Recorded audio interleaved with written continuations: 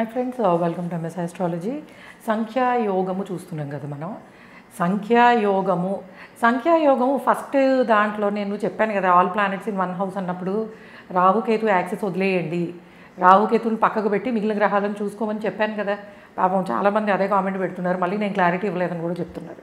First video చెప్పి దాని కంటిన్యూనే మిగిలిన ఈ 7 గ్రహాలకు సంబంధించినవి 7 వీడియోలు వస్తాయని ఫస్ట్ దాంట్లోనే చెప్పాను నేను. ఓకే, సో ఇప్పుడు మళ్ళీ చెప్తున్నాను, రాహుకేతు యాక్సెస్ వదిలేసేయండి. వదిలేసి మిగిలిన గ్రహాలు ఎక్కడున్నాయో దాన్ని బట్టి మీ గ్రహాలు ఎక్కడున్నాయో 2 స్థానాల్లో ఉన్నాయా, 3 స్థానాల్లో ఉన్నాయా, 4 ఉన్నాయా చూసుకోండి. ఓకే, అండ్ ఈరోజు మనం చూసేది సంఖ్యా వీణ యోగము.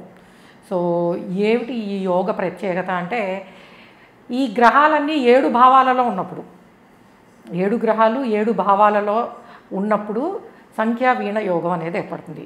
ఇది చాలా అద్భుతమైన యోగము. ఎందుకనంటే ఈ యోగం ఏర్పడిన వాళ్ళలో వాళ్ళు మంచి అంటే అన్ని రకాలుగాను సమృద్ధిగా ఉంటారు. అంటే ప్రాస్పారిటీ, అంటే ఏదైతే సక్సెస్ అనుకుంటారో, మనం ఏదైతే సక్సెస్ అనుకుంటాం అంటే, సక్సెస్ అంటే ఏముంటాయి మనకి, బాగా సంపాదించడం, చదువుకోవడం, ఉన్నత స్థితిలో ఉండడం. సో ఇవన్నీ కూడా జరగడానికి పాసిబిలిటీ ఉంటుంది. అలానే విద్యావంతులు, ముఖ్యంగా ఎటువంటి విద్యలు అంటే వీళ్ళకి డాన్స్ అన్నా, మ్యూజిక్ అన్నా, కళలు అంటే డిఫరెంట్ స్క్రిప్చర్స్ చదవాలన్నా, అంటే మంచి విషయ జ్ఞానాన్ని కలిగి ఉంటారు, మంచి అభిరుచి కలిగి ఉంటారు.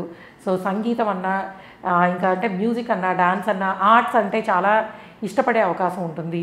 అలానే వీళ్ళు మంచి లీడర్స్ కూడా.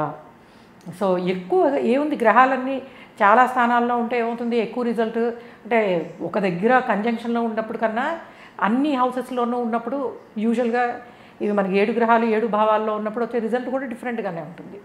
సో అలానే లీడర్షిప్ క్వాలిటీస్ కలిగి ఉంటారు అండ్ 10 మందిని చక్కగా చూసుకోగలరు.